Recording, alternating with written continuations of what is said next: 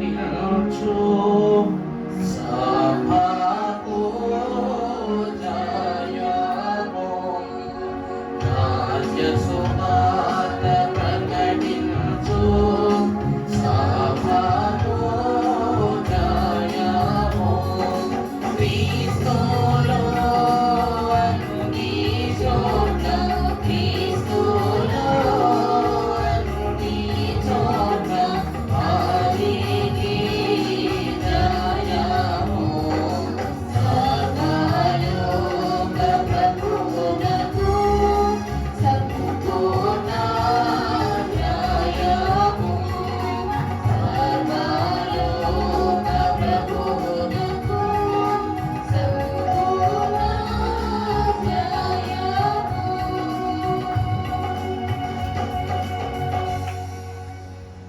దేవుని కాపుదల సహాయము సహకారము విందుకర్తయు ప్రధానియును మేలులకు మహిమ స్థానమై మనలను కనపరచు త్రిత్వ దేవుని కాపుదల మనందరికను తోడయుండును గాక ఆమేన్. వీడియో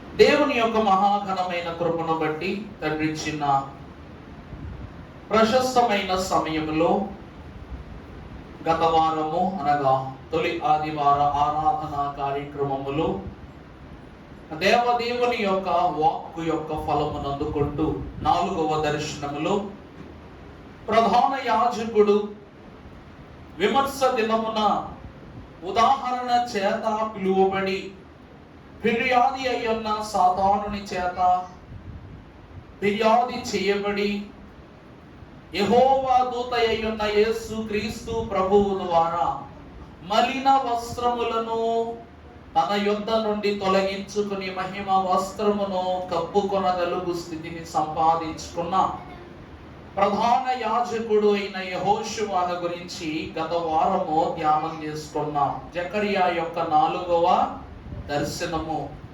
ఈ దర్శనములో ప్రధాన యాజకుడైన యేషువాకు జరిగినది ఏమిటి అనగా తీర్పు. ఈ తీర్పును గురించి మనము నేర్చుకుంటూ 3 ప్రధానమైనటువంటి తీర్పులను గురించి మనము ఈ వారాన ధ్యానం చేసుకుంటామని ప్రభు వాక్యం ద్వారా విన్నాం. అంతే కదండి. యాజకుని యొక్క తీర్పును గూర్చి అనగా మీ అందరకును తీర్పు అయిపోద్ది. మీ తీర్పు అయిపోయినాక మాకు అనగా దేవుని యొక్క యాజకులమై ఉన్న మాకు అనగా మట్టి అంటించాలన్నా యాజకుడే, మట్టి కడగాలన్నా కూడా యాజకుడే. అవునా కాదా?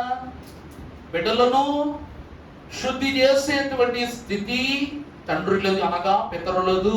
అలాగుననే మీరు మా బిడ్డలై ఉన్నారు గనక మిమ్మలను శుద్ధి చేయాలన్నా మా చేతిలోనే, అశుద్ధి చేయాలన్నా మా చేతిలోనే.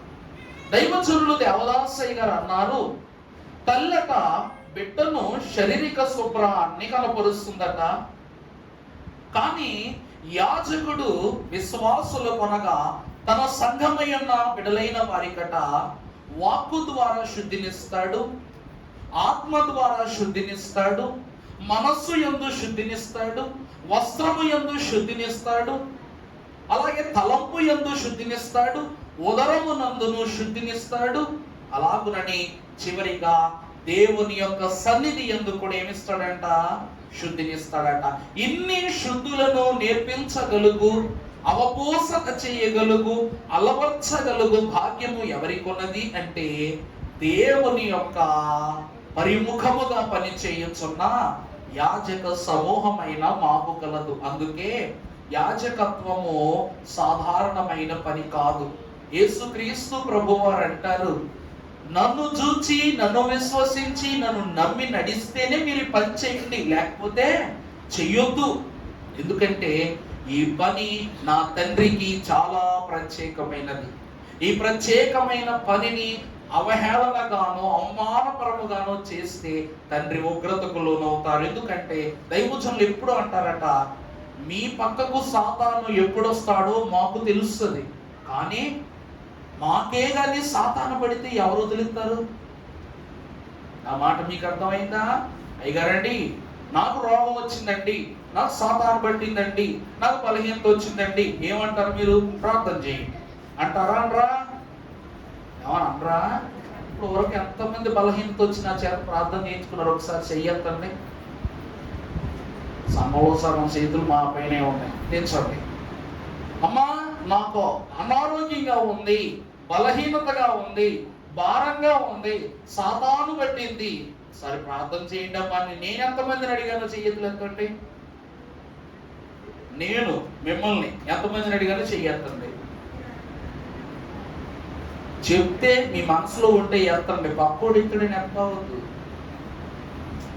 మరి అమ్మగారు చెప్తారు, మా ఆవిడ ఆలోచిస్తున్నాడు, మీరు ఆలోచించడంలో తప్పు లేదులే, చాలా సంతోషం. అంటే ఈ క్రియను మీతో పంచుకున్నట్టు అరుదు. కారణం ఏంటి తెలుసా అండి? ఈ క్రమమును దేవుని యొద్ద తప్ప వేరొకని యొద్ద యాచించకూడదు. దేవుని ప్రతినిధులమై ఉన్న విశ్వాస సంఘమునకును ప్రభువుకును మధ్యవర్తిత్వము చేయుచున్న యాజకుడు సంఘమునకు ఆదరణ అయితే, యాజకునికి ఆదరణ ఎవడంట? యేసుక్రీస్తు ప్రభువును మహోన్నతుడైన నరుడు. ఈయనే సర్వమునకును ఏమై ఉన్నారు చెప్పండి? నిర్మాణకుడును నిర్వాహకుడై ఉన్నారు. ఈయన యొక్క ఏర్పాటును బట్టి యాజకులకు జరిగే తీర్పు అంటే రెండింతల తీర్పు అనుభవాన్ని చూశాం. ప్రభు మమ్మల్ని ఎలా జాగ్రత్త చేస్తారో, సాతాను మమ్మల్ని ఎలాగా కంప్లైంట్ పెడతాడో చూశాం. మరి ఈ దినమున విశ్వాసులైన వారికి పరలోక ప్రభావము ద్వారా మీకు గత వారము తెలియజేసిన 3 తీర్పులను గురించి ఈ వాక్య భాగ ధ్యానములో పరిశుద్ధ లేఖనము భాగము ద్వారా ధ్యానం చేసుకుందాం. పరిశుద్ధ గ్రంథముల నుండి జకర్యా గ్రంథము 3వ అధ్యాయము 9వ వచనము మనం చదువుకున్నట్లయితే, యెహోషువ ఎదుట నేను ఉంచి ఉన్న రాతిని తేరి చూడుడి. ఆ రాతికి 7 నేత్రములు ఉన్నవి. దాని చెక్కడము పనిచేయువాడును నేనే. ఇదే సైన్యములకు అధిపతియగు యెహోవా వాక్కు. తరువాత మరియు ఒక దినములోగానే నేను ఈ దేశము యొక్క దోషమును 3:9 చదువు 1 నుంచి యెహోవా మరియు ఒక దినములోగానే నేను ఈ దేశము యొక్క దోషమును పరిహరింతును. ద్రాక్ష చెట్ల క్రిందను చూడాలి, ఆ దినము వచ్చినప్పుడు ద్రాక్ష చెట్ల కిందను అంజూరపు చెట్ల క్రింద మీరు కూర్చుని ఉండుటకు మీరు ఒకరినొకరు పిలుచుకొని పోవుదురు. ఇదే సైన్యములకు అధిపతియగు యెహోవా. ప్రభునందు దేవుని ప్రియబిడ్డలారా, ప్రధాన యాజకుడై ఉన్న యెహోషువను శుద్ధి చేసిన తండ్రి దాని యొక్క సాక్ష్యపు అంతస్తు నిమిత్తము ఇతడు శుద్ధి చేయబడిన వాడు, పవిత్రపరచబడిన వాడు అని చెప్పుటకు దేవుని యొక్క ప్రణాళికలో ఒక రాతిని వారి ఎదుట ప్రతిష్ఠించి దానికి ఎన్ని నేత్రములు ఉన్నవని చెప్తున్నారంట? 7 నేత్రములు ఉన్నవని చెప్తున్నారు. మన స్త్రీల సభల కాలములో ఆఖరి రోజు వచ్చిన అమ్మగారు అనగా పవిత్ర ప్రసాద్ అమ్మగారు ఒక మాట చెప్పారు. ఏమిటంటే, మన కంటి ద్వారా చూసిన కొన్ని విషయాల ద్వారా కంటితోనే ముగిసిపోతాయి అన్నారు. ఆ మాట అర్థమైందండి? నీ కంటితో చూసే ఒకే ఒక పనిని బట్టి నీ శరీరంలో ఉన్న చాలా విషయాలు తప్పులు చేస్తాయంట. నిజమా కాదా? సరే, అక్కడెక్కడో నీకు దారిలో ఒక 500 రూపాయల నోటు పడ్డం నువ్వు కళ్ళారా చూసావా లేదా? చూడగానే మనసుకి ఏమనిపిస్తుంది? మొదటిగా మనసు ఏం చేస్తుంది? తీసుకోవాలని తప్పుడు పనికి ప్రేరేపిస్తుంది. ఇలా ప్రేరేపించిన మనస్సును బట్టి కాళ్ళు ఏం చేస్తాయంట? అటువైపు పరుగు తీస్తాయి. పాదములు కూడా ఏమైపోయినాయి? తప్పు మార్గంలో వెళుతున్నాయి. వెళ్ళగానే అక్కడ వెళ్ళి వంగి ఆ డబ్బులు తీసుకున్నామా లేదా? చేతులు కూడా ఏం చేసినాయి? ఎప్పుడు తప్పు చేసినాయి. అప్పుడు ఈ డబ్బు జాగ్రత్తగా తీసి నువ్వు జోబులో దాసేసుకుంటావు. అప్పుడు అందరూ అంటారు, ఏమండోయ్ నా డబ్బులు పోయినాయి, 500 రూపాయలు పోయినాయి, మీకేమన్నా దొరికినాయా? నీ దగ్గరికి రాగానే నువ్వేమంటావు? అబ్బే నాకేమీ దొరకలేదు. మాట కూడా ఏమైపోయింది? అయిపోయిందా? కంటితో మొదలైన తప్పు మనసుకి, కాళ్ళకు, చేతులకు, నోటికి, అన్నిటికీ అంటించి చివరకు నువ్వు దొరికిపోయాక గట్టిగా దెబ్బలు తిన్న తర్వాత నీ పరిస్థితులన్నీ ఎక్కడి నుంచి బయటకు వస్తాయట? కళ్ళల్లోంచి కన్నీళ్లుగా బయటకు వస్తాయి. కంటితో చేసిన దానికి కంటితోనే సమాధానం కనబడే పరిస్థితి వచ్చింది. దేవుని వాక్యము అంటూ ఉన్న మాట ఏమిటి అంటే, ఇక్కడ ప్రభువు యొక్క సారము, ఈ 7 నేత్రములు కలిగిన రాయి ఏమిటి అనగా, యెహోవా దేవుని యొక్క నేత్రము సమస్త సృష్టిని ఎలా చూస్తుందట? తేటగా చూస్తుందట. మనకు తెలిసినంత వరకు చూస్తూ ఉన్న దేవుడు ప్రతి ఒక్కరికి తీర్పు తీర్చేవాడై ఉన్నాడు. ఈ తీర్పు యొక్క ఆరంభాన్ని మనము చూస్తే ప్రియులారా, మనకు తెలిసినంత వరకు, మనకు అనుభవంలో ఉన్నంత వరకు మీకు నేను చెప్పిన తీర్పులు ఎన్ని తీర్పులు? 3 తీర్పులు. ఒకసారి చెప్తారా తీర్పులు? మొదటి తీర్పు ఏమిటి? మొదటి తీర్పు ఏంటండి? మనం చెప్పిన మొదటి తీర్పు వధువు సంఘమునకు జరిగే తీర్పు. ఏ తీర్పు అది? న్యాయ సింహాసన తీర్పు. ఆ తరువాత రెండవ తీర్పు ఏమిటి? మహిమ సింహాసన తీర్పు. ఇది ఎవరికనగా 7 ఏండ్ల శ్రమలకు లో ఉన్న వారికి, తర్వాత ఉన్న వారికి, 1000 ఏండ్ల ముందు ఉన్న వారికి జరిగేటువంటి తీర్పు. తర్వాత చివరిది చూస్తే ధవళ సింహాసన తీర్పు. ఈ తీర్పు ఎవరికి అంటే ప్రియులారా, హెర్మెగెద్దోను యుద్ధములో, గోగు మాగోగు యుద్ధములో ప్రతి పాపముల చేత శోధింపబడి దేవునికి విరోధముగా ఉన్న వారికి జరిగే తీర్పు. ఈ తీర్పులో మంచి వారొక్కరు కూడా ఉండరు. యుద్ధములు ఎవరు ఉండరండి? మంచి వారు ఎవ్వరు ఉండరు. అందరూ నశించిపోయే సమూహమే. ఈ తీర్పుని అంత్య తీర్పు అని భక్తులు అన్నారు. కానీ దేవుని వాక్యమును బట్టి మన తండ్రి గారు 3 తీర్పులే కాదు, 7 తీర్పులను మనకు వాక్యం ద్వారా బయలుపరిచారు. పరిశుద్ధ గ్రంథములో మనము చూసినట్లయితే ప్రియులారా, ఈ 3 తీర్పుల యొక్క అనుభవాన్ని మనము చూస్తే అసలు తీర్పు అనే క్రమము మనకి ఎక్కడ మొదలైంది అంటే, యేసు క్రీస్తు ప్రభువు యొక్క సిలువ శ్రమల నుండి మనకు తీర్పు మొదలైంది. మీరు అనొచ్చు, అయ్యగారండి సిలువ యొక్క మనకెక్కడ తీర్పు జరిగింది? అసలు తీర్పు అనే క్రమము పాత నిబంధనలో ఎక్కడా లేదా అంటే, చాలా మంది యాజకులైన వాళ్ళు చెప్తారు, నోవాహు కాలంలో జల ప్రళయాన్ని తప్పించి నీతిమంతుడు ఒకడును లేడని చెప్పి నోవాహును ఓడలోనికి పంపి 40 రాత్రింపగళ్ళు దేశము ప్రపంచమంతటిని కూడా నీటితో ముంచారు. అందరూ హతమైపోయారు. మరి ఇదేమిటి అంటే తీర్పేనా అంటే అది తీర్పు కాదు. ఏమన్నా మాట అర్థమవుతుందా మీకు? ఇప్పుడు తీర్పు అంటే ఎవరికి చెప్పండి? అందరికీ తీర్చాలి కదా. తీర్పు అంటే ఎవరికి తీర్చాలి? మరి నోవాహు ఒక్కడిని దేవుడు జాగ్రత్త చేసి ప్రతి జంతువులలోను, పురుగులలోను, పక్షులలో ప్రతి దానిని కూడా జతలు జతలుగా భద్రపరచి వాటన్నిటినీ ఓడలో ఉంచి మిగిలిన వాటన్నిటికీ ప్రభు ఏం చేశారట? ప్రక్షాళన చేశారు. ఇక్కడ జరిగింది తీర్పు కాదు, ప్రక్షాళన. ఇతడి నుండే మరలా నూతన అధ్యాయమును దేవుడు ప్రారంభించాలని ఆశపడ్డాడు. నిష్కల్మష యుగమును పరిపూర్తి చేసి మానవ పరిపాలనా యుగమును ఆరంభించాడు దేవుడు. అందుకే ఇది తీర్పు కాదు, పాప ప్రక్షాళన. కేవలము ప్రక్షాళన, పాప ప్రక్షాళన కాదు. కానీ ప్రియులారా, మరి కలువరి సిలువ పైన మనకు జరిగినటువంటి తీర్పు ఏమిటి అంటే, ఆదికిని అంచెమునకును మూల పునాది వేసిన తీర్పు ఏమిటి అనగా కలువరి తీర్పు.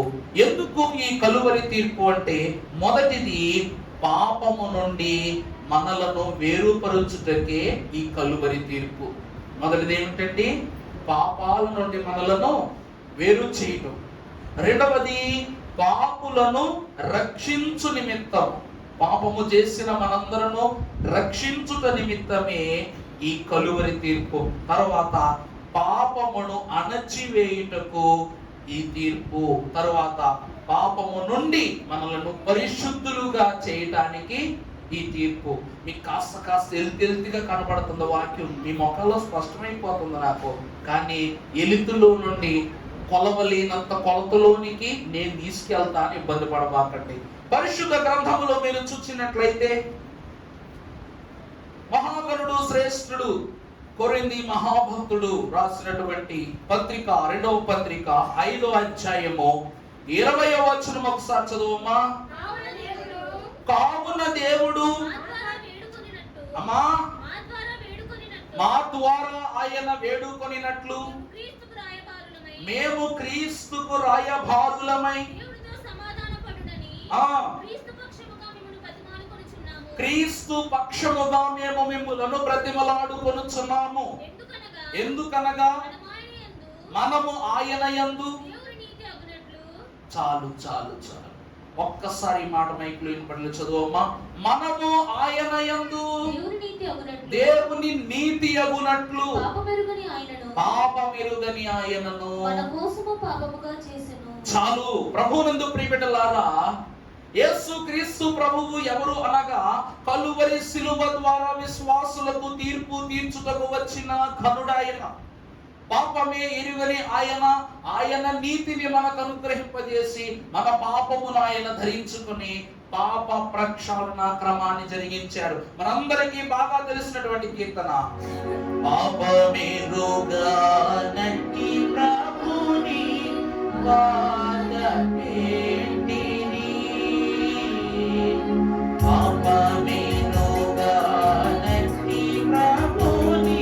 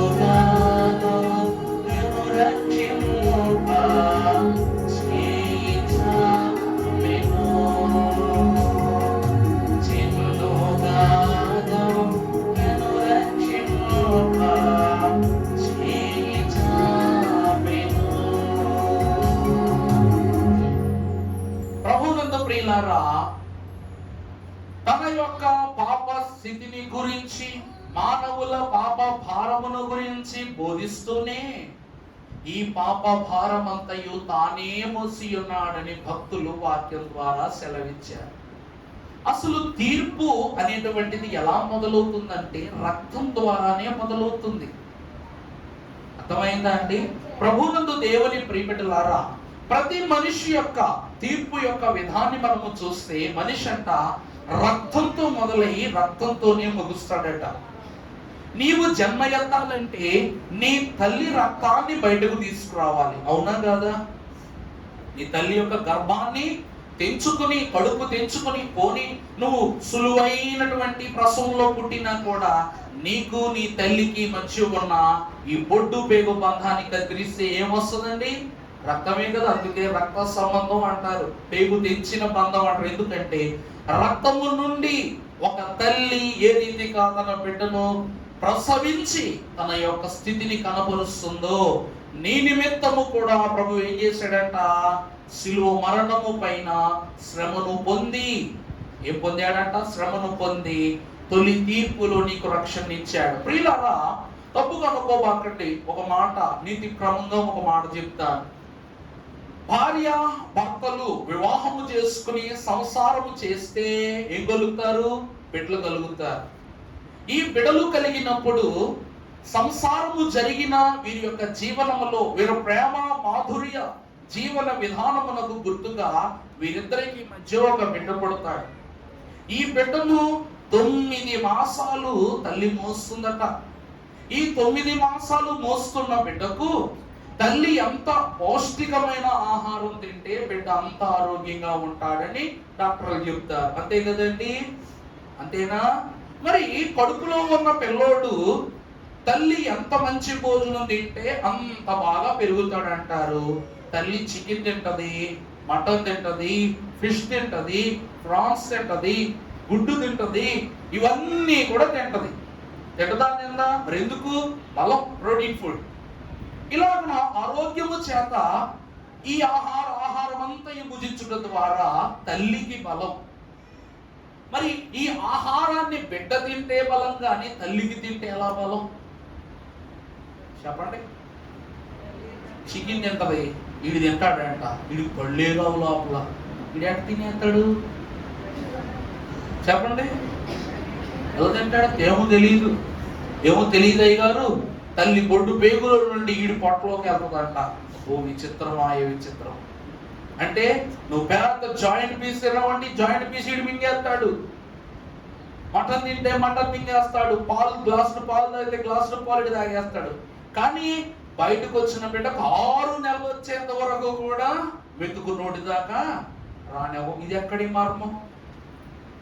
దేవుని యొక్క వాక్యము కూడా సెలవిస్తూ ఉన్నది ఏమిటి అంటే, సంసార జీవితము ద్వారా కలిగిన బిడ్డలైన వారి యొక్క పోషణ గర్భములో ఒక తీరుగాను, గర్భము దాటి లోకములోకి వచ్చినప్పుడు ఒక తీరుగా ఉన్నట్టు, విశ్వాసులు జనించినప్పుడు తల్లి సంరక్షణలో భద్రపరచబడినటువంటి బిడ్డలు గర్భము దాటగా లోకమని చీకట్లోకి వస్తారు. అనగా గర్భము చీకటి. గర్భం ఎలా ఉంటుందండి పిల్లలకి? చీకటి. అందుకే అప్పుడు చెవులు మాత్రమే పిల్లలకు వినబడతాయి, కళ్ళు కనబడతాయా? ఇప్పుడు చెవులారా విన్న స్థితులను కళ్ళారా వీక్షించుటకు వచ్చిన బిడ్డకు మొదటిగా ఎదురయ్యే స్థితి ఏంటంటే పాపమే. ఏమి ఎదురవుతుందండి? అందుకే ఎంత భయంకరమైన లోకాన్ని చూసి బెదిరిపోయే బిడ్డ ఏం చేస్తాడంట? కుక్క పెట్టి ఎడుతాడంట. అలా ఏడ్చి ఏడ్చి ఏడ్చి మరలా తల్లి ఒడిలోనికి రాగానే ఏమైపోతాడు చెప్పండి? చిప్పమనిపోయి తల్లి ఒళ్ళు అమ్మయ్యా నన్ను ఓదార్చు మనిషి దొరికాడు. అలాగునని విశ్వాసులైన వారిని కూడా ప్రభు అంటున్నారు, ప్రయాసపడి భారము మోయుచున్న సమస్త జనులారా, నువ్వు దేని గురించి ప్రయాసపడుతున్నావంటే పాపమును గూర్చి, శోధనను గూర్చి, శ్రమను గూర్చి, వేదనను గూర్చి, చింతను గూర్చి, లోకములో ఉన్న ప్రతి దానిని గురించి నువ్వేం చేస్తున్నావు? భారముగా ఉన్నావు గనక నా యొద్దకు రండి, నేను మీకు ఏమిస్తాను? విశ్రాంతినిస్తాను. ఇది ఏమిటి అనగా తీర్పు. విశ్వాసులకు పాప ప్రక్షాళన ద్వారా, అనగా తల్లి గర్భమును తెచ్చుకుని తొలి రక్త ప్రసవాన్ని మనము స్థిరపరిస్తే మరలా అంతటి విశ్రాంతి అనుభవమును క్రీస్తు రక్తములోనే మనకు తండ్రి అనుగ్రహించారు. రక్తములో నుండి జననము, రక్తముతోనే పునర్జననం అన్నారు దైవజనులు. అందువలనే ఈ తీర్పు ద్వారా మనము తండ్రి అయిన దేవునికి ఏమవుతూ ఉన్నాము? ఇష్టలమవుతూ ఉన్నాము. ఇదే కలువరి తీర్పు. అందుకే భక్తులు అన్నారు, సర్వ పాప పరిహారార్థు రక్త ప్రోక్షణము అవశ్యము అన్నారు, ఖచ్చితము అన్నారు. ఈ తీర్పు జరగకుండా ఈ తీర్పు కూడా ప్రారంభం అవుతుంది. చదువునన్న మాట చదువు. కొరింథీ 2:5 చదువు.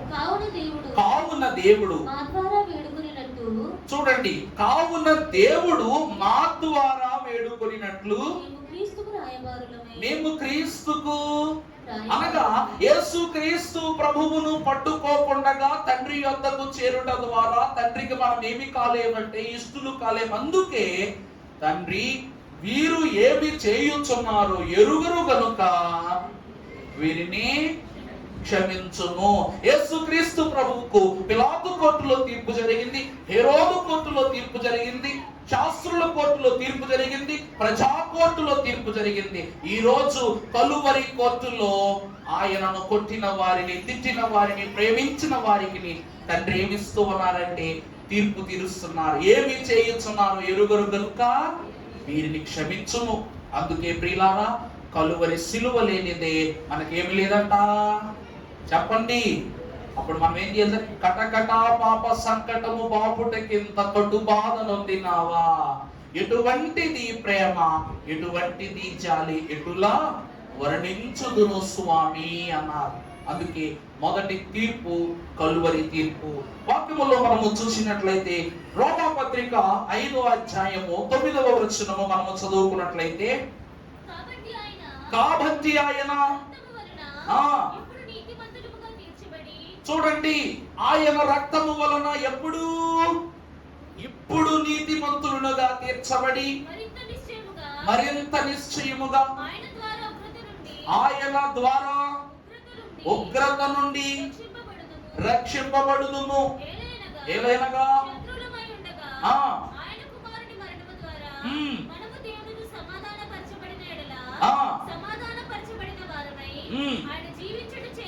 ఆయన జీవించుట చేత. చాలండి, దైవజనులు అన్నారు, ఈ తీర్పు జరిగిపోయిన తీర్పు. ఈ తీర్పు ఏ తీర్పు అండి? జరిగిపోయిన తీర్పు, కలువరి తీర్పు జరిగిపోయినది. ఈ అధ్యాయ పాఠములో మనకు 4 విషయాలు ప్రభు యొక్క రక్తము ద్వారా, శిలువ మరణము ద్వారా మనల్ని ప్రభు ఎలా మార్చారంటే, మొదటిది పవిత్రపరచుట, రెండవది దేవునితో సమాధానపరచుట, మూడవది ఆయనతో జీవింపజేయుట, నాలుగవది సింహాసన నిశ్చయతను మనకు అందించుట. 10వ వచనం కూడా చదువమ్మా. ఏలయనగా శత్రువులమై ఉండగా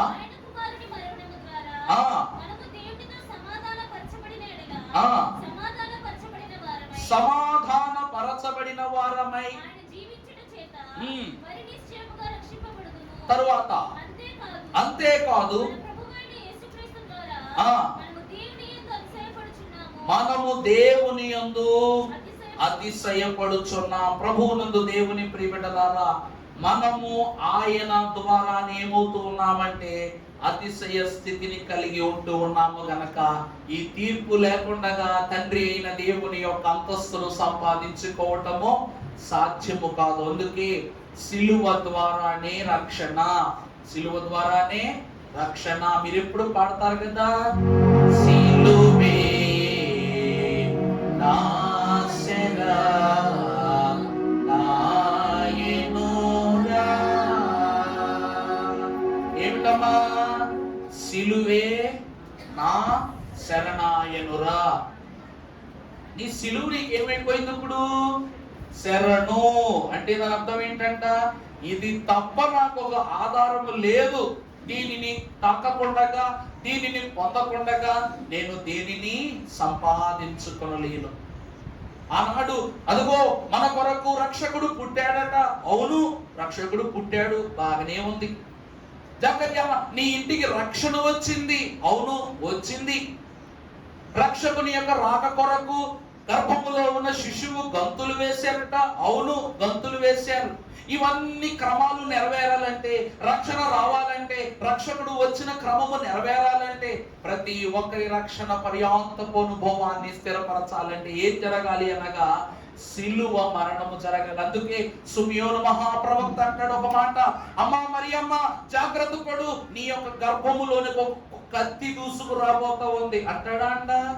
యేసు ప్రభువును ప్రతిష్ఠించుటకు దేవాలయంలో తీసుకుని వెళితే, నాథా నేను ఇప్పుడు చెప్పుచున్న మాటలు ఇక్కడ ఉన్న ఎవ్వరికి అర్థం కావు, కానీ నీ జనులైన ఇశ్రాయేలీలకు నువ్వు కనపరచబోచున్న రక్షణ ఏంటదంటే అది రక్షణ నేను కన్నులారా చూచి తినంటే, ఇక్కడ ఉన్న యేసుక్రీస్తు ప్రభు యొక్క సిలువ అనే తొలి తీర్పు రక్షణను ఎవరు మొదలు చూశారట? సుమియోను మహాప్రవక్త. అందుకే మరి అమ్మ నువ్వు కూడా జాగ్రత్త పడు, ఎందుకంటే గుండె ధైర్యం చేసుకో, ఇదిగో నీ కడుపులోనికి, నీ గర్భములోనికి ఒక కత్తి దూసుకుని పోబోతుంది కనుక గుండె ధైర్యం చేసుకో అని చెప్పాడంట. అందుకే అమ్మా ఇదిగో నీ కుమారుడు, ఇదిగో నీ తల్లి. ఆనాడు సుమియోను ప్రవచనము క్రీస్తు సిలువ పైన నెరవేర్పుగా మార్చదించారంట. అందుకే కలువరి తీర్పు కలుషములను బాపే తీర్పై ఉన్నది. రెండవదిగా మనము చూసినట్లయితే ప్రియులారా, రెండవ తీర్పు నిత్యము జరుగుచున్న తీర్పు. ఈ తీర్పు ఏ తీర్పు అండి? నిత్యము జరుగుతున్నటువంటి తీర్పు. పరిశుద్ధ గ్రంథములో నుండి మనము చూసినట్లయితే కొరింథీయులకు రాసిన మొదటి పత్రిక 11వ అధ్యాయము 31వ వచనము. అయితే మనలను మనమే తీర్పు పొందకపోదుము. మనము తీర్పు పొందిన ఎడల లోకముతో పాటు మనకు శిక్షా విధి కలగకుండానట్లు ప్రభువు చేత మనము శిక్షింపబడుచున్నాం. ప్రభువునందు దేవుని ప్రియబిడ్డలారా, ఈ తీర్పు ఏమిటి అనగా నిత్యము జరుగుతున్న తీర్పు. అంటే ఇప్పుడు జరుగుతున్న తీర్పు అన్నమాట. అర్థమవుతుందా అండి? ఈ రోజుకి కూడా మనము ఏ తప్పు చేసినా కూడా, ఏ పాపము కలిగినా కూడా, ఏ జబ్బు కలిగినా కూడా, ఏ బాధ కలిగినా కూడా మనం ఏం చేస్తున్నాం? ప్రభు ఏం చేస్తున్నారు? నీ మనవి వినగానే నీ తండ్రి మోకొట్టి నెరవేర్చోనంతాయు తెలుసోనా. నీ మనవి వినగానే నీ తండ్రి మోకొట్టి నెరవేర్చోనంతాయు తెలుసోనా. నీ మతికి నీ తండ్రి నియమంబోలే నెగ్గానిది రాదా నీ తెలుసోనా.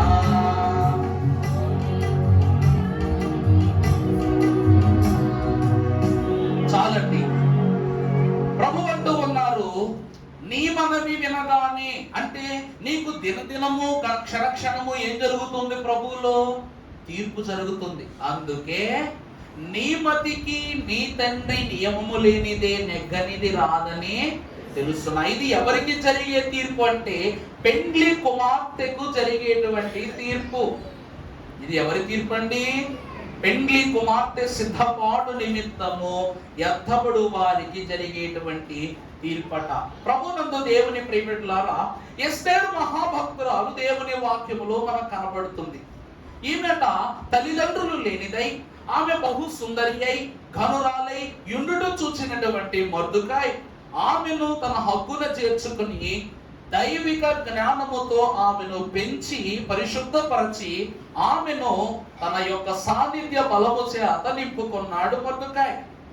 ఎప్పుడైతే దేవుని యొక్క ప్రణాళికను బట్టి దేవుని యొక్క ఫలము మొర్దుకాయికి ప్రత్యక్షపరచబడి మొర్దుకాయిని ఎస్తేరును యొక్క స్వయంవరమునకు పంపమని మొర్దుకాయికి తలంపు కలిగిందో దేవుని బట్టి, ఈమె ఏమాత్రము తన పినతండ్రి మాటను కాదనక ఈ యొక్క స్వయంవరానికి సిద్ధపడి వెళ్ళిపోయిందట. వెళ్ళిపోయిన నాడు ఆమె ఏ గోత్రమో తెలియదు, ఏ వంశమో తెలియదు, ఏ కుటుంబమో తెలియదు, ఏ ప్రాంతమో తెలియదు, ఏ దేశమో తెలియదు. అసలు రాణి వాసమునకు తగిన స్త్రీయో కాదో తెలియకపోయినా సరే వష్టి యొక్క కిరీటాన్ని తీసుకుని ఎవరికి పెట్టాడంట? ఎస్తేరుకు పెట్టేశాడు. పెట్టేసిన తరువాత కూడా రాజు ఎప్పుడు కూడా మీ దేవురు, మీ నాన్నగారు ఎవరు, మీ కుటుంబం ఎక్కడ, మీ ప్రాంతం ఏది, మీ గోత్రం ఏది, మీ కులం ఏది, ఏమీ కూడా రాజు అడగలేదట. కారణం ఏమిటంటే తాను ఎవరి కొరకు ఎదురు చూస్తూ ఉన్నాడో ఆమె ఈ తీర్పు ద్వారా ఏమైంది? అవగాహనం అయిపోయింది. కాబట్టి ఇక రాజు ఏం చేయట్లేదంట, ఆమె గతమును అడగటం లేదు. దేవుని యొక్క వాక్యం అంటుంది, ఇక్కడ వధువు సంఘము సిద్ధపాటు నిమిత్తము పెండ్లి కుమార్తె కనపరిచే సత్యం ఏమిటి అంటే గురుతులను ప్రవచనములను, గురుతులను ప్రవచనములను కొనియించుచున్నది, కొనియించుచున్నది. వధువు ఏం చేస్తుంది? పెండ్లి కుమార్తె ఏం చేస్తుందంటే ఆనాటి గురుతులు, ఆనాటి ప్రవచనములను ఏం చేస్తుందంట? గుణించుకుంటూ ఉందట. సరిగా నున్నవి రెండు అనుచు పరుగుచూనే ఉన్నది, ఎదుగుచూనే ఉన్నది. నిలుకొనొచ్చు తన యొక్క స్థితిని దేవునిలో ఫలింపజేసుకుంటూ ఉంది. అది ఏమిటి అనగా పెండ్లి కుమార్తె సిద్ధపాటు అనుభవము. అందుకే దైవజనులు అన్నారు, కష్టకాలమున కూడా నిష్ఠముగా ప్రార్థించు అలవాటు కలిగి ఉన్న ఎడల నికుటమైన ఎట్టి సత్యమైనను నీకు బోధపడదా? ఘన వాగ్దాటి చేత చేత దేవుని యొక్క అంశ ప్రశంసను పొందిన ఎడల నికుటమైన నీ స్వాస్థ్యము దేవునికి అవగాహనము కాదా? ఇటు సత్యమే బైబిల్ మిషన్ అనుభవమున నీకు ధారాళముగా అందింపబడదా అన్నారు. అంటే దేవుని యొక్క వాక్యం ఏమిటంటుందంటే, పెండ్లి కుమార్తె తాను ఎదిగే అంతస్తును ఒదిగే అంతస్తును దేవుని ఎదురు తగ్గింపు కలిగి జీవించే జీవనమును తప్ప లోకములో ఏ అనుభవాన్ని కూడా ఆమె సంపాదించుకోదు. అంటే ఎవరే మన్నను ప్రియులారా తిరిగి ఏమియో అనవద్దు ప్రియులారా.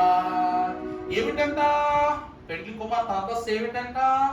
ఎవరేమన్నను ప్రియులారా తిరిగి ఏమి అనేస్తుంది. ఎందుకంటే ఆమె మెలకుగా ఉండాలి. ఎవరి విషయంలో? దేవుని విషయంలో. ఈ తీర్పు అందరికీ జరిగే తీర్పు.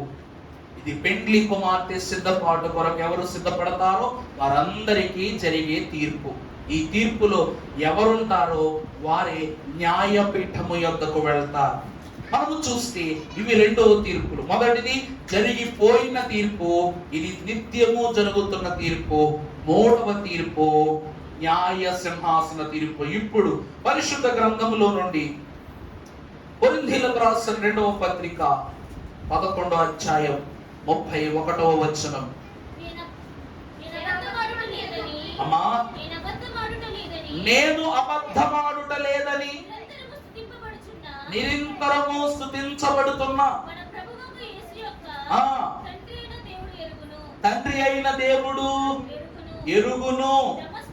దమస్కులో నన్ను పట్టగోరి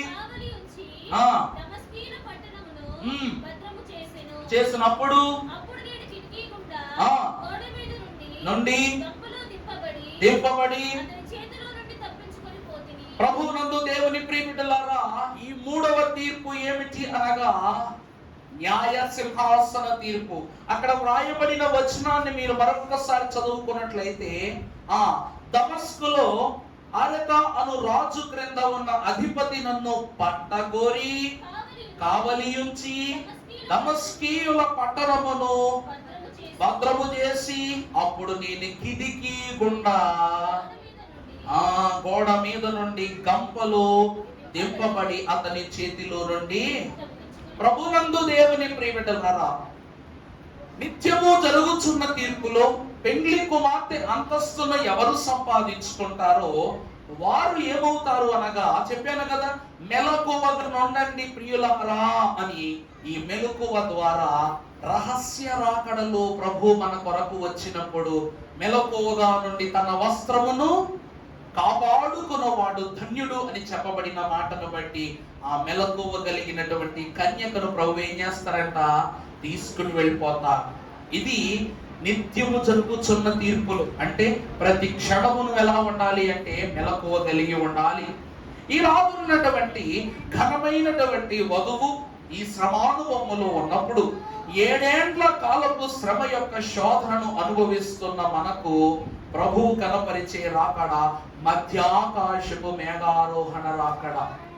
ఈ రాకడ యొక్క అనుభవాన్ని మనము చూచినప్పుడు ఇది రాప్చర్ అనియు లేక ప్రత్యక్ష ఆగమన రాకడనియు దేవుని వాక్యం సెలవిస్తూ ఉంది. ఈ రాకడ జరిగినప్పుడు ఏమండి, ఈ రాకడ అనుభవము జరిగినప్పుడు ప్రభువు ఏం చేస్తారు అని ఆ వచనములో ఉందంటే, అతిశయము. చదువుతలే ఆ మాట 31. నేను అబద్ధమాడుట లేదని నిరంతరము స్తుతింపబడుచున్న మన ప్రభువకు యేసు యొక్క తండ్రి అయిన దేవుడు ఎరుగును. ఈ యొక్క వధువు ఏమంటూ ఉన్నదంటే, న్యాయపీఠము ఎదుట నిలువబడిన మనము, అర్థమవుతుందండి, న్యాయ సింహాసన తీర్పు పెండ్లి కుమార్తె అంతస్తులో ఉన్న వధువుకు గనుక ఈ వధువు తండ్రి ఎదుట కుమారుని పక్షముగా ఏమంటుందంటే, నేను అబద్ధమాడుట లేదన్న విషయము ఎవరికి తెలుసు? తండ్రికి తెలుసు. దానికి సాక్ష్యం ఎవరు? యేసుక్రీస్తు ప్రభువే అని చెప్తుంది. ఇలాగున చెప్పి తన పరిశుద్ధతను కనపరుచుకున్న వధువు కుమారునితో ఎత్తబడినప్పుడు అక్కడ కింద రాసినట్లు దమస్కీయులు అనగా ఎవరు అనగా సాతాను యొక్క సంబంధులుగా దేవుని వాక్యము సెలవిస్తూ ఉంది. నిన్ను చెరపట్టుటకు సముద్రములో నుండి క్రూర మృగముగా ఆవిర్భవించిన సాతానుడు నిన్ను ఏం చేస్తున్నాడంట? చెరపట్టి నిన్ను గదిలో బంధించినట్లుగా తన చెరలో బంధిస్తాడు. అలా బంధింపబడవలసినటువంటి నువ్వు తన నుండి తప్పించుకుని కిటికీ గుండా, అనగా గతములో మీకు కిటికీల గురించి చెప్పాను, గుర్తుందా? కిటికీ అనగా మర్మము. యేసు క్రీస్తు ప్రభు యొక్క హృదయ అంతరంగ మర్మమును కనపరుస్తూ కిటికీ గుండా రాహాబు అనే వేశ్య నశించుకో ఆఖరి సమయమున ఎలాగూ తప్పింపబడిందో అలాగునే వధువు కూడా ఏం చేస్తాంట? అంటూ అనొచ్చు ఆ యొక్క శోధనను విడిపించుకుని ప్రభువుతో మధ్యాకాశ మేఘారోహణ రాకడలోనికి వెళుతుందట. ప్రభువు నందు దేవుని సంఘమైన వారలారా, ప్రభువు కుడి చేత పట్టుకుని నేను తీసుకువెళ్తుంటే సాతానుడు నీ కాలి భాగం పట్టుకుని లాగుతాడు. అర్థమైందండి? ప్రభువు పైకి తీసుకువెళ్తుంటే సాతానుడు ఏం చేస్తాడంట? వెనక్కు లాగుతాడు. ఎందుకు అంటే వీడు లాగుతున్న క్రమములో ఒక్కసారి నువ్వు వెనక్కి చూసావా చెయ్యి వదిలేస్తావు. అందుకే ఎత్తైన చోట్లకు వెళ్ళేటప్పుడు పెద్దోళ్ళు ఏమంటారు? కిందకి చూడకూడదంట. నిజమా కాదా? ఇప్పుడు మీరు ఒక ట్రెక్కింగ్కి వెళ్తున్నారు, కొండ ఎక్కుతున్నారు అనుకుందాం. కొండ ఎక్కుతున్నప్పుడు ఎక్కుతున్న కొండతోడు అలా సగం పైకి వెళ్ళిన తర్వాత ఎంత లోతుందో చూద్దామని తిరిగామంటే నువ్వు తాడు వదిలేస్తావు. లేకపోతే కంగారు పడిపోయి నీ లింకులన్నీ కూడా అటు ఇటు సతమతం అయిపోయి వెనక్కు పడిపోతావు. అలాగే పక్కనే ఉన్న పగవాడు నిన్ను చిక్కుకొని లాక్కు వెళ్ళటానికి నీ చంకనే ఉన్నాడు. అందువలన వీడిని చూడకు, దేవుని వైపే చూడని పెండ్లి కుమార్తె అంతస్తులు తెలియచేస్తూ ఉంది. ఇక్కడ తండ్రి ఎదుట ఎవ్వరు అబద్ధమాడరు గనుక ఆ తీర్పులో కుమారుడైన యేసు క్రీస్తు ప్రభువే మనకు సాక్షి ఉన్నాడని చెప్పేది ఈ యొక్క న్యాయ సింహాసన తీర్పు. ఇది జరగవలసిన తీర్పు. తర్వాత మనము చూసినట్లయితే జకర్యా గ్రంథం 13వ అధ్యాయము మొదటి 2 వచనాలు మనము చేస్తున్నట్లయితే, అమ్మా ఆ దినమున పాపమును అపవిత్రతను పరిహరించుటకై దావీదు సంతతి వారి కొరకును యెరూషలేము నివాసుల కొరకును ఓట యొక్కటి. ప్రభునందు దేవుని ప్రియబిడ్డలారా, ఈ 4వ తీర్పు ఏ తీర్పు అనగా ఇశ్రాయేలీయులైన వారికి జరిగే తీర్పు. మనము చూస్తాం వాక్యములు, ఇదిగో నేను చూడగా లెక్కింపబడిన వారి యొక్క సంఖ్యను నేను చూడగా 1,44,000 మంది. గోత్రమునకు 12,000 మంది చొప్పున ప్రతి గోత్రమును కూడా ప్రభువులు స్థిరపరుస్తారు. మనం చూస్తాం దాను గోత్రమును ఆ యొక్క స్థలములో నుండి తీసి దాను స్థానమున దేవుడు ఎవరిని పెట్టాడు? మనష్షే గోత్రాన్ని పెట్టాడు. కారణం ఏమిటి అంటే ఇది తీర్పు కాలములో దేవుడు వారికి ఇస్తున్న స్వాస్య అనుభవ స్థితి. ఈ ఇశ్రాయేలీయులైనటువంటి వారి యొక్క తీర్పును మనము చూస్తే ప్రియులారా, మొదటి నుండి ఇశ్రాయేలీయులకు తీర్పు జరుగుతూనే ఉంది. సీనాయి పర్వతము దగ్గర 3,000 మంది ఇశ్రాయేలు ప్రజలైన వారిని లేవీయులు దేవుని యొక్క పర్వతం ఎదుటే హతమార్చి మొదటి ప్రక్షాళన చేశారంట. అర్థమవుతుందా అండి? ఈ మాట ఎందుకు ఇంత ప్రత్యేకంగా వాక్యం చెప్తుందంటే, దేవుడు వీళ్ళందరికీ కూడా ప్రతినిధిగా ఎవరిని చూపిస్తున్నాడంటే లేవీ వంశస్థుల్ని చూపిస్తున్నాడు. అర్థమైందండి? ఈరోజు సంఘం బాగోలేదండి, యాజకుడు బాగోలేదని. నిజమా కాదా? చెప్పండి అమ్మా. ఇప్పుడు బయట ఒక 10 కంపెనీలు బళ్ళు ఉన్నాయి. మహేంద్ర ఉంది, టాటా ఉంది, ఇన్నోవా టొయోటా ఉంది, బెంజ్ ఉంది, ఆడి ఉంది, BMW, ఇలా 10 కార్లు ఉన్నాయి. నువ్వు ప్రతి కండిషన్లోనూ బలంగా తిరగలిగే బండి కొనుక్కోవాలి, ఎక్కువ దూరం వెళ్ళగలిగే బండి కొనుక్కోవాలి, పెట్రోల్ తక్కువ లేక డీజిల్ తక్కువ తాగే బండి కొనుక్కోవాలి, ఎక్కువ కాలం మన్నేలా బండి కొనుక్కోవాలి. అవునా కాదా? అలాగే ఇవన్నీ బాగానే ఉన్నాయి, కానీ ఇవన్నీ కూడా నువ్వు ఎంత సొమ్ము ఖర్చు పెట్టదలుచుకున్నావో అంత సొమ్ముకే వచ్చే బండి అయ్యి ఉంటారు. నీ దగ్గర 1,00,000 రూపాయలు ఉన్నాయి. ఈ 1,00,000 రూపాయలకే నువ్వు వెళ్ళగలిగినంత దూరం వెళ్ళాలా? ఆ కారు చూడడానికి అందంగా ఉండాలి, డీజిల్ తక్కువ తాగాలి, ఎక్కువ కాలం మన్నాలి. అవునా కదండి అయ్యా? నిజమా కదా? మరి అలాగే కదా బళ్ళు కొనుక్కుంటావు. లీటర్కి 6 కిలోమీటర్లు ఇస్తుంది ఈ బండి, 2 లక్షలు అంటే కొంటావా? నువ్వు కొనవు కదా. వాక్యం ఏమంటుందంటే ప్రియులారా, ఈ ప్రశస్తమైన గ్రంథములో ఏదైనాను కూడా యాజకుని యొక్క అంతస్తును బట్టే సంఘము. అందుకే పరిశుద్ధ వాక్యం సెలవిస్తుంది. ఆది కాండము తదుపరి నిర్గమకాండ ధ్యాన ప్రభావములో 3000 మంది ఇశ్రాయేలీలను లేవీయుల చేతనే హతమార్పింపజేసి శిరస్సులను ఖండించి తొలి ప్రక్షాళన చేశాడు తండ్రి. అక్కడ ఒక అపరాధం జరిగింది. ఆ తరువాత కానాను దేశం యొక్క ప్రయాణములో బిలాము ప్రవక్త యొక్క చెడు నడతను బట్టి 24,000 మంది ఇశ్రాయేలీలకు ఏం జరిగిందట? ఆ దినమున ఫిలెహాసు ఈట దుయ్యగా ఆ దినమున యెహోవా అగ్ని వారిని దహించటం మానింది. 2వ తీర్పు.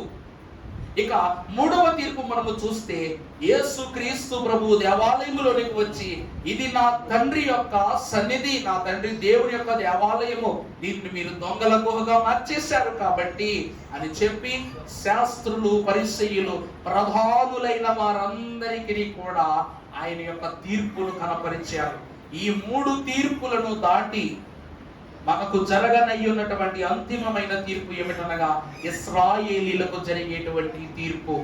ఈ తీర్పులో ఎవరు పరిశుద్ధపరచబడతారో, ఎవరు దేవుని ఆత్మ చేత నింపబడతారో వారికి దేవుడు ఏమిస్తారు అంటే 1,40,000 మంది సంఖ్యలో స్థానాన్ని ఇస్తారు. అంత మాత్రమేనా? ప్రభు అంటారు, ఇదిగో నేను చూడగా లెక్కింపన సఖ్యము కాని గొప్ప సమూహాన్ని వంశములలో నుండి, కుటుంబములలో నుండి నేను వెలికి తీస్తానని ప్రభు సెలవిచ్చారు. ప్రభునందు ప్రియులారా, ఒక మాట మనము దేవుని వాక్యము హృదయములో నుండి చూచినట్లయితే దైవజనులు అన్నారు, ప్రభువా ఇది 1,44,000 మంది సంఖ్యాని మీరు ఎలాగుని ఎరుగుదురు అని అడిగితే అప్పుడు ప్రభువు దైవజనులు భక్తులకు కనపరిచారట. యోహాను ప్రభు చెప్తుంటే ప్రకటన గ్రంథం రాస్తున్నారంట. పద్మాసు ద్వీపములో రాస్తున్నప్పుడు సాతానుడు ఆ పద్మాసు ద్వీపము గుండా వెళ్తున్నాడు, తిరుగుతున్నాడంట. లోపలికి ఏమి లేదు, ప్రవేశం లేదు. కాబట్టి దైవజనులు అన్నారు, ఏకాంత స్థలము కోరుము, దేవుని ప్రార్థింప ఏకాంత స్థలము చేరుము అన్నారు. ఏకాంత స్థలము కోరుకున్నాడు, పద్మాసు ద్వీపాన్ని చెప్పారు. అలాగే ఏకాంత స్థలమును చేరుకున్నాడు, దేవుని ప్రార్థించడం మొదలు పెట్టాడు. ఈ యోహాను అందరు అపోస్తులు చనిపోయారంట. అర్థమైందండి? 12 మంది అపోస్తులు కూడా 11 మంది అపోస్తులు హతసాక్షులైపోయారు. కానీ యోహాను మాత్రం ఏం కాలేదు, మరణం పొందుకోలా. ఈ 12వ అపోస్తులను దేవుడు భద్రపరిచాడని తెలిసిన సాతానుడు మొత్తము భూమంతా సంచరిస్తున్నాడంట.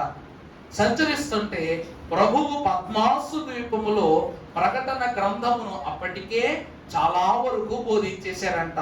యోహాను రాసుకుంటున్నాడు. దైవజనులు అన్నారు, ప్రభువా మరి ఈ లెక్కింపబడిన సంఖ్య యొక్క సమూహమును గురించి ఎవరికి బాగా తెలుసు అంటే సాతానుడికి బాగా తెలుసు అన్నారంట. నా మాట అర్థమైందని ఎవరికి తెలుసు అంట? సాతానుకు తెలుసు అంట. అదేంటి ప్రభువా?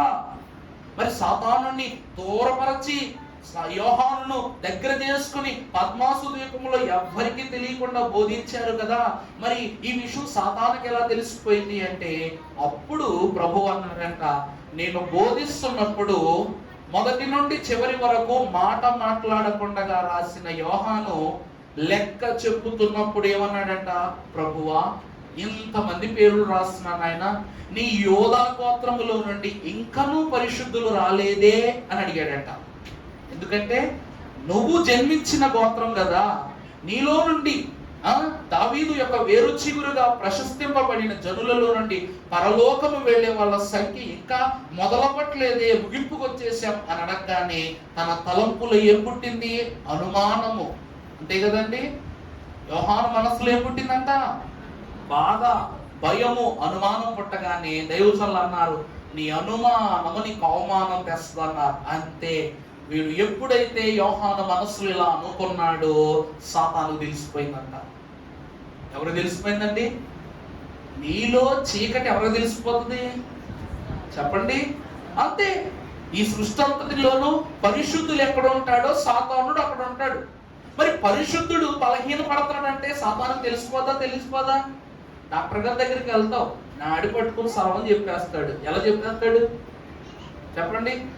ఇంజెక్షన్ చేయాలా, సెలైన్ పెట్టాలా, వేయాలా, అరుపు పోయాలా, డాక్టర్ చెప్తాడా లేదండి? ఇలా పట్టుకుంటాడంటే ఇక్కడ ఏముందో నాకు తెలియదు. ఇవి కేవలం ఇది నాడి, నీ పల్స్ ఎలా పనిచేస్తుందో చెప్పే చోటు అంతే. ఈ పల్స్ ను బట్టి నీ బాడీలో ఉన్నటువంటి పొటెన్షియల్స్ అన్నిటినీ కూడా ఎగ్జామినేట్ చేసేస్తాడు డాక్టర్. మొత్తం ఏం చేస్తాడండి? ఎగ్జామిన్ చేసేస్తాడు. చేసేసి ఏం చేస్తాడు? వీడికి స్కానింగ్ తీయాలా, హార్ట్ కంప్లైంటా, బాడీలో లివర్ డ్యామేజ్ అని నీ కళ్ళు చూసి, నీ నోరు చూసి పల్స్ చెప్పేస్తాడు. అలాగే నీ బలహీనతలను కూడా సాతానుడు అలాగే పసిగట్టి సాతానుడు కనిపెట్టాడంట యోహాను పద్మాస్ ద్వీపంలో ఉన్నాడని. అంటే మనసులో ఒక బాధాకరమైన స్థితి రాగానే చీకటి చేరిపోయింది. చూడుము భూమిని ఏం చేస్తుంది? చీకటి కమ్ముకుంటుందన్నారుగా. సాతానుడు అలా వచ్చేసాడు. అప్పుడు చూస్తున్నాడు ప్రభు అంట, వెంటనే సాతాను యొక్క గమనాన్ని గ్రహించి వెంటనే ప్రభు చేశారంట, యోహాను యొక్క కళ్ళు రెండు కూడా ఏం చేశారంట? చీకటి చేసేసారంట. చీకటి చేసేసి చెవులు మాత్రమే వినబడేటట్లుగా, సాతానుడికి వినబడనట్లుగా యోహాను బోధించారంట. అప్పటి నుండి అన్ని కళ్ళారా చూస్తున్న యోహాను ఇప్పుడు చూడడం మానేసి ఏం చేస్తున్నాడు? వింటం మొదలు పెట్టాడు. విని అన్ని దర్శనాలు చూసిన యోహానుకు అప్పటి దర్శనం ఆపేసి అందరి లెక్కను కూడా 144,000గా ప్రభు బోధ చేశారు. ఇది ఏ తీర్పు అంటే ఇశ్రాయేలీలైన వారికి జరిగే తీర్పు. యోహాను అడిగాడు కదా, ప్రభువా యూదా వారిలో నుండి పరిశుద్ధులు లేరని అడిగితే, లెక్కింప సఖ్యము కానటువంటి గొప్ప జనాంగాన్ని నేను వంశాలలో నుండి కుటుంబాల్లోంచి తీస్తానన్నారు. అది ఆ ప్రశ్నకు సమాధానం. ఈ తీర్పు ఏ తీర్పట? ఇశ్రాయేలీలకు జరిగే తీర్పు. ఇలాగున తీర్పు లోనికి తేబడిన తరువాత వీరందరూ కూడా ఎక్కడికి చేరతారు అంటే పరదైస్సునకు చేర్చబడతారు. ఈ తీర్పును దైవజనులు అన్నారు మహిమ సింహాసన తీర్పు. 5వది మహిమ సింహాసన తీర్పు. మత్తయి సువార్త 23వ అధ్యాయము 25వ అధ్యాయం 32వ వచనం చదువుకుందాం.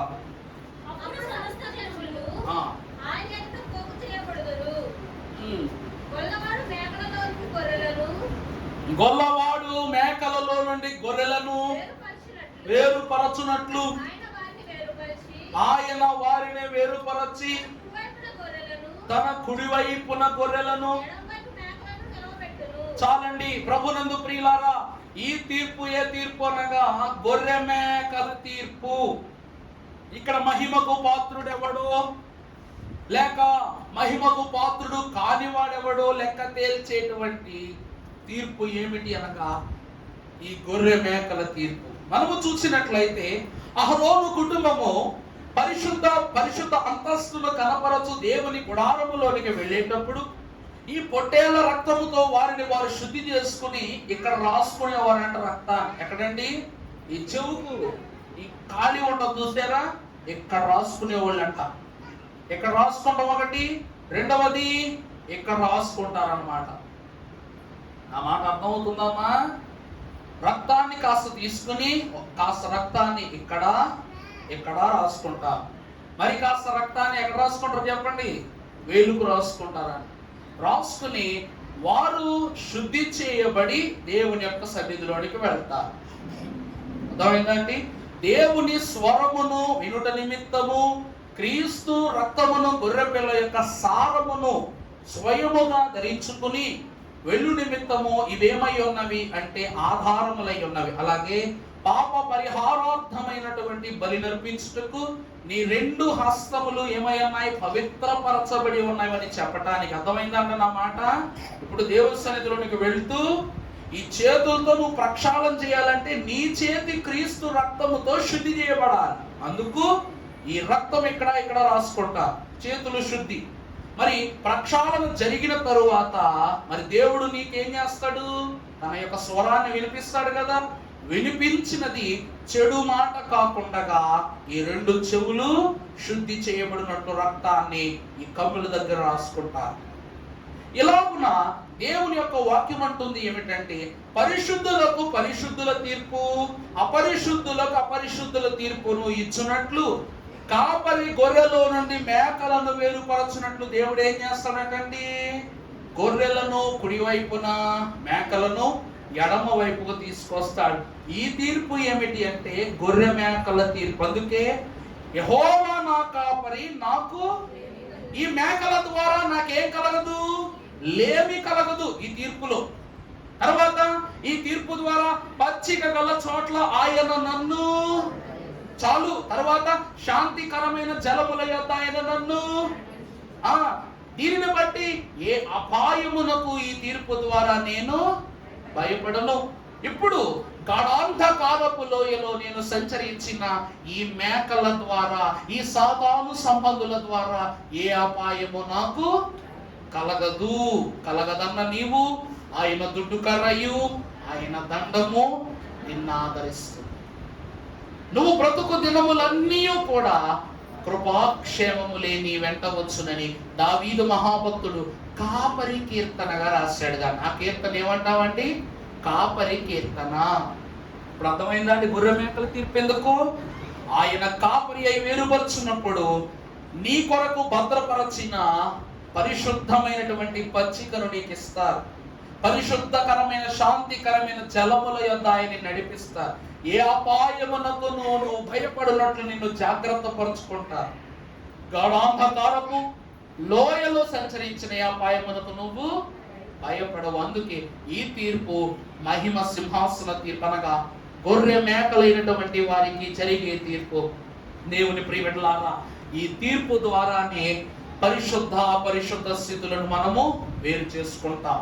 దైవజనులు దేవదాసయ్య గారు అన్నారు, నీళ్లును ద్రాక్షరసమును ఏకమైనట్లుగా దేవుని యొక్క వాక్యమును బట్టి పరిశుద్ధ జనమైన నీళ్లు ఎవరున్నారో వారు వేరైపోతారు, ద్రాక్షరసముగా ఉన్నవారు వేరైపోతారు. మీరు జకరియా గ్రంథము 3వ అధ్యాయములోనే చదివారు. చివరి వచనములో ద్రాక్ష చెట్ల కింద ఉండువారు, అంజూరపు చెట్ల కింద ఉండువారు పిలువబడతారట. ఉందా లేదా వాక్యములో? వారందరూ పిలువబడతారట. ఏమండి? ద్రాక్ష చెట్టు క్రీస్తుకు సాదృశ్యం. అంజూరపు చెట్టు ఎవరికి సాదృశ్యం? అంజూరపు చెట్టు ఎవరికి సాదృశ్యం? మనకే. ఎవరికి సాదృశ్యం ఏంటి? అంజూరపు చెట్టును ప్రభువు శపించినది ఎందుకంటే ఫలించలేదు కాబట్టి. కానీ ఈ దినమున ద్రాక్ష ఫలములు, అంజూరపు యొక్క ఫలములు ఎక్కడున్నాయంట?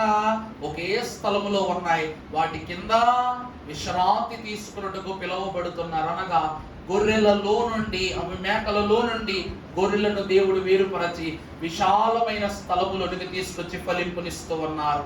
ఈ తీర్పే గొర్రె మేకల తీర్పు. తరువాత 6వ తీర్పు చూస్తే ఎఫెసీయులకు రాసిన పత్రిక 6వ అధ్యాయము 12వ వచనం మనం చూసినట్లయితే, ఏలయనగా మనము పోరాడుచున్నది శరీరులతో కాదు, దాని ప్రధానులతో, అధికారులతో,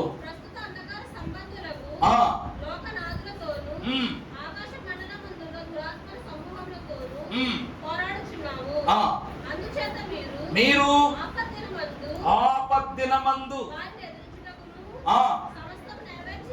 సమస్తమును నెరవేర్చిన వారై నిలువబడుటకును శక్తిమంతులగునట్లు.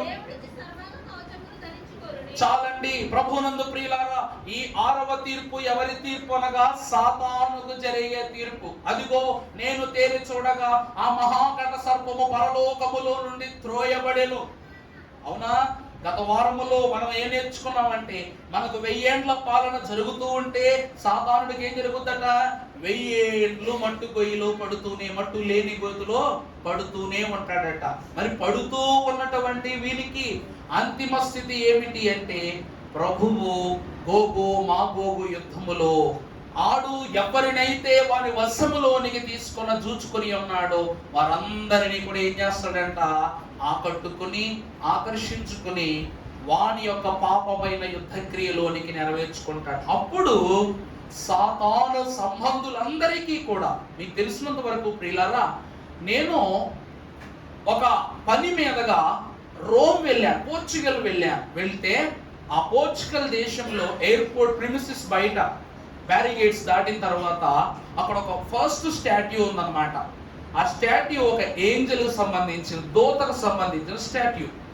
వెళితే మేము అక్కడ నుండి కొంత దూరం వెళ్ళిన తర్వాత ఉమెన్స్ వ్యాలీ అని ఒక వ్యాలీ ఉంటుంది. అంటే ఆ పక్క మీదుగా కొండ ప్రాంతం అన్నమాట. ఆ ప్రాంతం మీదుగా వెళ్తున్నప్పుడు అక్కడ ఇంకొక 6 బొమ్మలు కనపడి, అప్పుడు మేము అడిగాం అన్నమాట, ఇక్కడ చాలా వరకు ఈ దూతల ఏంజల్స్ బొమ్మలు ఉన్నాయి ఏంటని అడిగితే, అప్పుడు అక్కడ ఉన్న టూరిజం మనిషి చెప్పాడు అనమాట, ఇవన్నీ కూడా దేవుని సన్నిధిలో నుండి తోలివేయబడిన 60 ప్రధాన దూతల యొక్క శిథిలములు, అందువలన అవి ఎలాగున ఉంటాయని ఒక చిత్రకారుడు పోర్చుగల్ దేశంలో, రోమా దేశంలో వాటిని చిత్రీకరించాడంట. మొత్తం రోమంతా కూడా 600 బొమ్మలు ఉంటాయి. మనం చదువుకుంటాంగా, గాబ్రియేలు, మికాయేలు, రఫాయేలు, ఊరియేలు, రబుయేలు, మనకు తెలిసి 6, 10 అంతే. కానీ 600 మంది ప్రధాన దూతలలో వెలికి వేయబడిగా దేవుని చేత నుండి గెంటి వేయబడిన ప్రతి దూతను కూడా అక్కడ చెక్కారు. అంటే మన బైబిల్లో ఉన్న పరిపూర్ణత ఇది పరిపూర్ణం కాదు. పరిపూర్ణత వేరే వేరే దేశాలలో శిథిలములుగా ఉంది, చీలికలుగా ఉందట. అప్పుడు అనుకున్నా, మనం చూసిందే చరిత్ర అనుకుంటాం, కానీ మనకు తెలియని చరిత్ర ఎంతో ఉంది. మేము పర్టికులర్గా అడగడాన్ని బట్టి మాకు ఆ విషయం తెలిసింది, కానీ ఆ స్టాట్యూస్ కూడా చాలా బాగా చెక్కారనమాట. ప్రభునందు ప్రియబిడ్డలారా, ఆనాడు హానోకు మహాభక్తుడు ప్రభువు చేయి పట్టుకుని మెట్టుకు మెట్టు నడుస్తూ పరలోకానికి వెళ్తున్నప్పుడు ఒక అద్భుతాన్ని చూశాడట. ఏమిటి అంటే, ఎక్కడెక్కడో చేరి పడిపోయిన కొందరు దూతలైన వారు అగాధములలోను జలముల మీదను అగ్ని గంధకములుగాను చెదిరిపోవుట చూచి హనోకు భక్తుడు అడిగాడట, ప్రభువా ఎవరు వీరు అనగా, త్రోసివేయబడిన సమూహము అని ప్రభు సెలవిచ్చారట. అందుకే మన బైబిల్ గ్రంథంలో హానోకు పుస్తకం ఉండదు. హానోకు కూడా ఒక పుస్తకాన్ని రాశారు. బైబిల్ 66 పుస్తకాలు అయితే ఖచ్చితంగా కాదు, నార్వేస్ బైబిల్ ఉంటుంది. ఇంకా నాకు తెలిసినంత వరకు గ్రీకు వాళ్ళకి సంబంధించిన పోలిస్టర్ బైబిల్ ఉంటుంది. ఇలా చాలా బైబిల్స్ ఉన్నాయి. అందులో చాలా లెక్కించలేని పుస్తకాలు ఉంటాయి. హానోకు గ్రంథం మొత్తం 42 అధ్యాయాలండి. ఎంతండి? 42 అధ్యాయాల పుస్తకం. కానీ మన దాంట్లో బ్రీఫ్ అవ్వాల. అందులో హానోకు ఏమేమి చూశాడో ప్రకటన గ్రంథానికి సాదృశ్యంగా ఉండేటట్టు ఉంటుంది ఆ లెక్క అంతా. సరే, ఈ యొక్క సాతానుడట, వాడు అపవాదని తను తాను కనపరుచున్నట్లు ఈ హెర్మెగెద్దోను యుద్ధము చెప్పానుగా. హెర్మి అనగా కొండ, గెడోన్ అనగా విశాలమైన. ఈ యుద్ధం ఎక్కడ జరుగుద్దటండి? విశాలమైన కొండ వంటి ఎత్తైన స్థలములో జరుగుద్దట. ప్రభువు తన పరిశుద్ధమైనటువంటి రాజ్యమును విడిచి సైన్య సమూహముతో ప్రభు వస్తారు. అందుకే సైన్యములకు అధిపతియగు యెహోవా పరిశుద్ధుడు పరిశుద్ధుడు పరిశుద్ధుడు ఎందుకంటారంటే, కింద పరిశుద్ధుడు ఉన్నాడు కాబట్టి ప్రభు ఎవరు? పరిశుద్ధుడు. అందుకే మీరు యుద్ధము చేయుచున్నది ఎవరితో కాదు, ఎవరితో కాదు. చదవమ్మా మాట. మనము ఎవరితో యుద్ధం చేస్తున్నాం? శరీరులతో కాదు, కానీ ప్రధానులతో. చూడండి, ప్రధానులు అనగా ఎవరు అంటే, సాతాను యొక్క చీలిక వేయబడిన ప్రధాన దూతల యొక్క సైన్యము. రెండవది అధికారులు. ఈరోజు మనం ఎవరితో పోరాడుతున్నామంటే, మనపై అధికారము చేయుచున్న వారితో. ఎవరైతే వారు. తరువాత అనగా ప్రస్తుత అంధకార సంబంధులు, చీకటిలో ఉన్నవారు, పాపములో ఉన్నవారు. ఎవరు అనగా ఎవరో కాదు, నీ కొడుకుతో నువ్వు యుద్ధం చేయాలి, నీ తల్లితో నువ్వు యుద్ధం చేయాలి, నీ తమ్ముడితో నువ్వు యుద్ధం చేయాలి. చేయట్లేదా? ఆస్తులు వస్తే గొడవలు వస్తున్నాయి, పంపకాల్లో గొడవలు వస్తున్నాయి. మరి మానవ దేహములోని ఇన్ని గొడవలు జరిగితే మహిమ కొరకు ఇంకెన్ని గొడవలు జరుగుతాయి? వీటిని అవగాహన చేసుకున్న సాతానుడు మీకు వైరాన్ని ఏర్పాటు చేసి నిన్ను ఒక ప్రక్క సైన్యంగా, గోగు అని ఒక సైన్యాన్ని, మాగోగు అని ఒక సైన్యాన్ని ఏర్పరచుకుంటాడట. అర్థమైందండి? ఈ సైన్యం వీళ్ళనెందుకు చూడదో తెలియదు, వీళ్ళనెందుకు గ్రహించదో తెలియదు, కానీ ప్రతి ఒక్కరూ కూడా దేవునికి విరుద్ధంగా వెళ్ళిపోతారు. మీరు ప్రధానులతో చదివారే, ఆ ప్రధానులు ఎవరు తెలుసా? యాజకులే. మేము ఏది చూపిస్తే అదే మార్గం. దేవుణ్ణి చూపిస్తే దేవుడే మార్గం, సాతాను చూపిస్తే సాతాన్నే మార్గం. క్రొత్త క్రొత్త పండుగలు వచ్చేసినాయి, కొత్త కొత్త మాటలు వచ్చేసినాయి, కొత్త కొత్త బోధలు వచ్చేసినాయి. అందుకే దైవజనులు అన్నారు, కొందరు బోధలు వేరుగా నుండును, అందుకే మాట్లాడను నేను అన్నారు. ఎందుకంటే ప్రభు మాట్లాడే రోజు వస్తుంది, యెహోవా దినం వస్తుంది. ఆ తీర్పు ఏ తీర్పు అనగా మహిమ సింహాసన తీర్పు. ఈ సింహాసనం ఎదుట మహిమను సంపాదించుకుని వాడే పరిశుద్ధుడు, లేకపోతే వాడు ఏమైపోతాడంట, నిత్యాగ్నికి పాత్రుడు అన్నారు. ఇవన్నీ పూర్తయిన తరువాత 1000 ఏండ్ల అనుభవం తరువాత అంత్య తీర్పు, హెర్మగెదోను యుద్ధము తదుపరి జరిగే తీర్పు, ధవళ సింహాసన తీర్పు, 7వ తీర్పు. ప్రకటన గ్రంథము 20వ అధ్యాయము 11వ వచనము. గట్టిగా చదువు. మరియు ధవళమైన, ధవళము అనగా తెల్లనిది. ధవళం అంటే ఏంటండి? తెల్లనిది, మరక అంటనిది అయ్యున్న ఒక మహాసింహాసనం. యేసుక్రీస్తు ప్రభువారు తన కుడి పార్శ్వమున నిన్ను కూర్చుండబెట్టుకుని, రాజులకు రాజు ప్రభువులకు ప్రభువు అని ఉన్న సింహాసనం మీద కూర్చోబెట్టుకునేది అది కాదు అసలైన సింహాసనము. అదవుతుందండి. ఆ సింహాసనము మహిమ సింహాసనము. మహిమ వస్త్రము అనగా మహిమ తోడ కప్పివేయు మహిమ కొరకు సిద్ధపరచు, మహిమ జీవులనుగా మార్చి మహిమలోనికి ఈ చేర్చుకునే తీర్పే మహిమ సింహాసన తీర్పు. అక్కడ క్రీస్తు యొక్క రాజ్యము, క్రీస్తు యొక్క పాలన, క్రీస్తు యొక్క అధికారము. ఈ అధికారములో నుండి పరిశుద్ధపరచబడిన పెండ్లి కుమార్తె అంతస్తులో ఉన్న మనకు పైనున్న సింహాసనం అనగా ఒక్కడే దేవుండు, ఒక్కడే దేవుండు, ఒంటరిగా నీయుండి, అనాదిని, ఒంటరిగా నీయుండి, అనాదిని,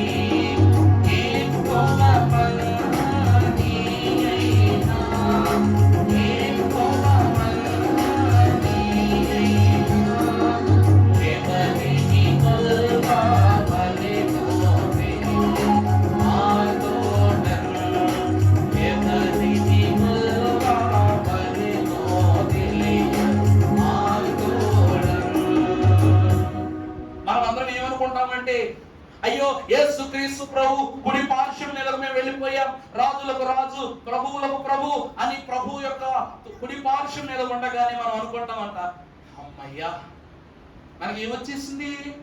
సింహాసనం వచ్చేసింది, తెల్లరాతి పైన పేరు వచ్చేసింది. వచ్చేసిందా లేదా? వచ్చేసిందా లేదా? అబ్బెబ్బే రాలేదు, రాదు. ఎలా వస్తుంది? ఎలా వస్తుంది? మనం చెప్పామో లేదా? ఒక్కటే దేవుండు, ఒంటరిగానే ఉండే అనాదిని, ఎక్కువ మంది అయినా ఎవరిని గొల్వవలెనో తెలియదు.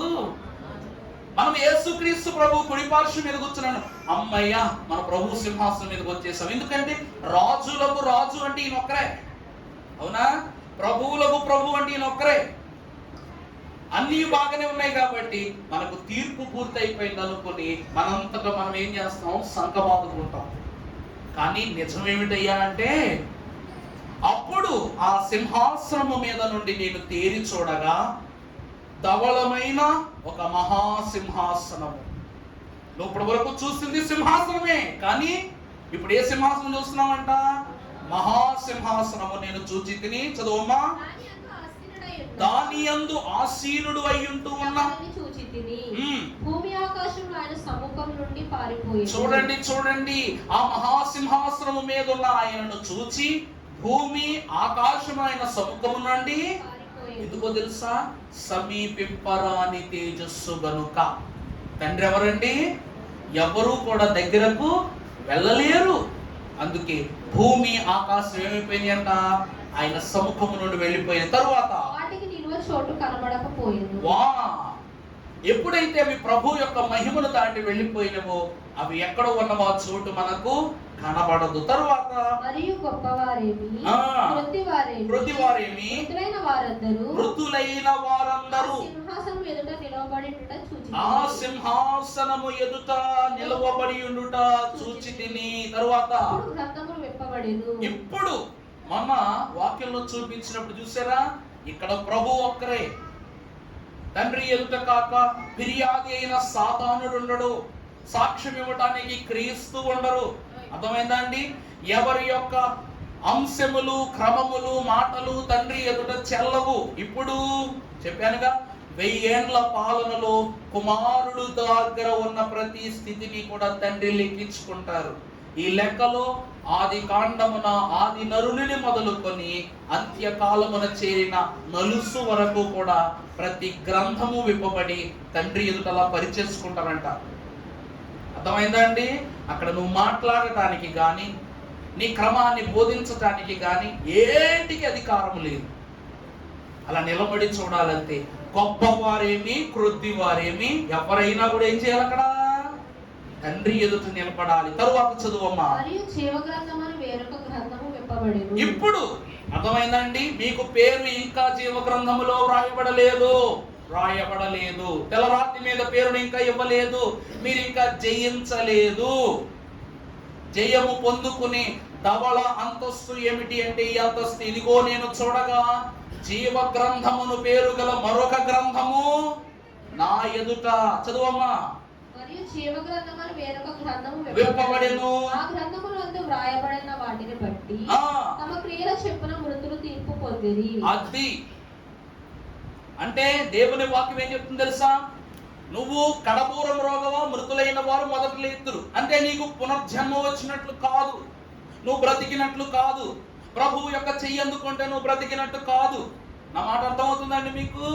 సరేనండి, కొత్త వాషింగ్ మిషన్ కొనుక్కున్నారు, రిపేర్ అయిపోయింది, పాడైపోయింది.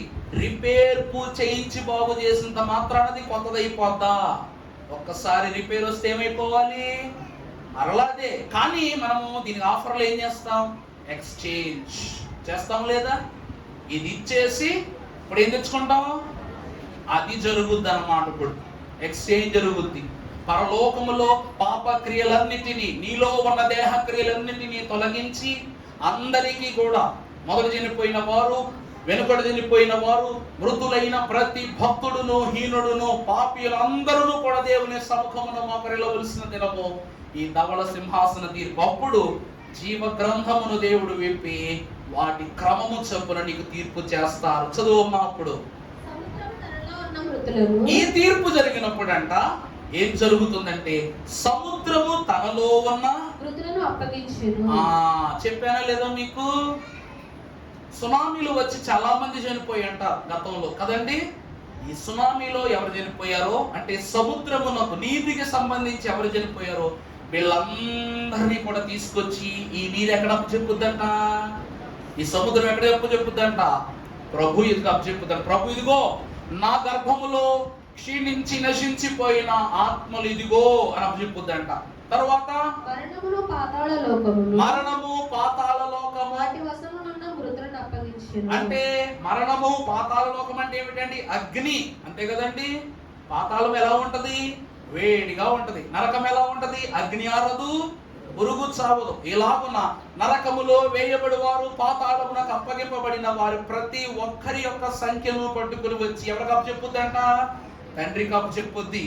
తరువాత వారిలో ప్రతి వాడు తన క్రియల చొప్పున తీర్పు పొందెను. దైవజనులు దేవదాసయ్య గారు అన్నారు, ఈ తీర్పు తండ్రికి ఇచ్చే తీర్పు. ఈ తీర్పుకు ఇంకేమి లేదంట,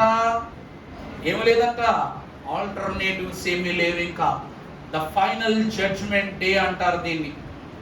ఇక ఈ ప్రశస్తమైన తీర్పు తరువాత నీకు జీవ గ్రంథములో పేరును, తెల్లని రాతిని, పరిశుద్ధ కిరీటమును, పావన వస్త్రమును, సింహాసనమును ఇచ్చి తన యొక్క రాజ్యములు స్థిరపరచుకుంటాడు తండ్రి.